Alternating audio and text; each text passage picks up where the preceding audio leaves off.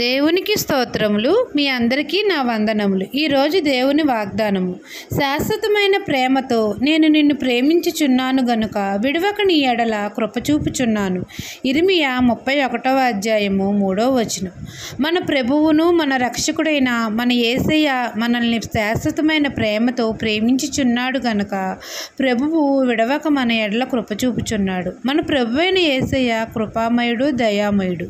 పాపులమైన మనల్ని వెదకి రక్షించడం కోసం శరీరధారియే కృపాసత్య సంపూర్ణుడుగా మన యొద్దకు వచ్చాడు. పాపులమైన మనల్ని క్షమించి ఆయన రక్తం ప్రోక్షించి మనల్ని పవిత్రులుగా చేశాడు, పరలోకానికి వారసులుగా చేశాడు. మన ప్రభువు మనల్ని శాశ్వతమైన ప్రేమతో ప్రేమిస్తున్నాడు, మన పట్ల విడువక కృపచూపుచున్నాడు.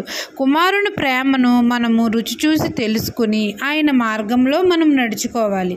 మన కొరకు ప్రాణాన్ని ఆ శిలువలో బలియాగంగా అర్పించాడు.